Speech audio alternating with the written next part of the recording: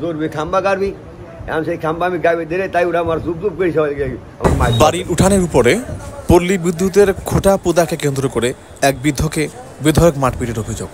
তিনি বর্তমানে গুরুতর অসুস্থ অবস্থায় খোকসা হাসপাতালে ভর্তি রয়েছে।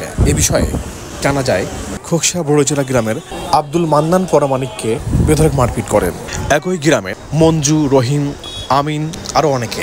এ বিষয়ে খোকসা থানায় অভিযোগ দায়ের। এ বিষয়ে আহত আব্দুল মান্নান পরমাণিক বলেন, ঘটনা শুনে আমার বাড়ির উপর দিকে কারেন্টের তারটা আমি ওদিক বেড়ে অবস্থা অবস্থায় বেড়ে 1 বছর আমি দিয়ে নিয়ে বাধ্য হইতে হইতে জোর জুবু করে পাড়ে চাল বল নিয়ে আমার হুমকে দেয় কথা টানেদের মারি ফেলা দেবো।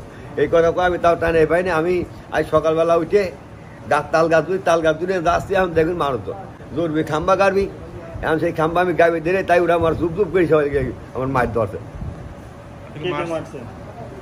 মারছে মঞ্জু, মারছে রশিদ, রহিম নামিন। আপনি কি দেখাত করছেন বলেন তো? আমার খালি ওরা আজ দিয়ে আঘাত করে কি দিয়েছে কোথায় কোথায় আপনার আঘাত? আমার এই বুহি মারছে, মাথার পর লাত্তি মারছে, আর এই কানে পর তোয়ার মারছে। মূল কারণটা কি, মানে আপনাকে মারার কারণটা কি? মার কারণ মেন কারণ ওই কারেন্টের খাম্বার তার আমার জমির উপর দিয়ে পল্লী বিদ্যুতের খাম্বা। হ্যাঁ হ্যাঁ। এই কাটতেছিল কোথায়?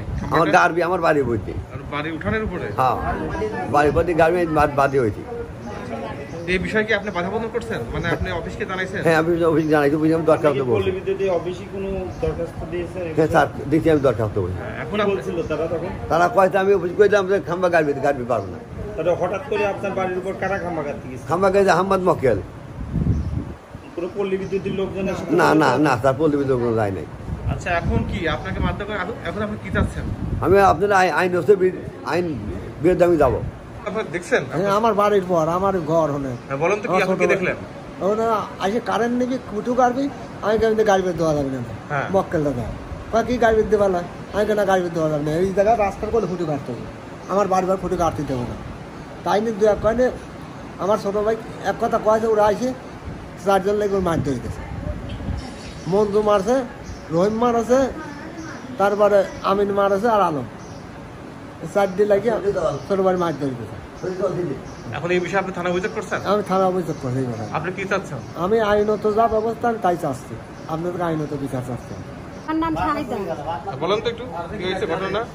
আজ 2 বছর ধরে ওরা আমাদের অবস্থা করতেছে এই খাম্বা গাড়া নিয়ে। আমরা গাড়তে দিই নাই বলি পাটি সাল নিয়ে এসে আমার ভয় দেখাছে, হুমকি দিয়েছে, তাও পারে নাই। তারপরে পুলিশ নিয়ে এসে আমার মারাইছে, পুলিশ দিয়ে মারা আছে, তাও পারে নাই। আবার ওরা আজকে সকালবেলা আমার পর হুমকি দিয়ে এইরকম মারামারি করে এইরকম মারেছে। আপনার স্বামী কি কাজ করে? তালের গাছ ধরে। তাল গাছ ধরে না? এই ঘটনা কোন সময় ঘটে? আজকে সকাল 7টায়। আচ্ছা, এই ফুটটা পল্লী বিদ্যুতের ফুটটা গাড়তেছিল কোথায়? আমার বাড়ির পর গাড়ি মাঠে ওরা নিয়ে যাবে বোর্ডিং। এই ফুটা গেলে কি আপনার সমস্যা হচ্ছে? হ্যাঁ, আমার সমস্যা, বাড়ির পর দিয়ে যাচ্ছে। আচ্ছা, আর আমার বাড়ির পর যায় মারেছে। আমার বাড়ির পর কয়জন মিলে মারছে? মারেছে 4 জন লাগি। 4 জন মিলে মারছে? হ্যাঁ। তাদের নাম কি? তাদের নাম মঞ্জু, 1 নাম্বার মঞ্জু, 2 নাম্বার আছে গা আমিন, তারপরে রহিম, আলম, তারপরে শফিক।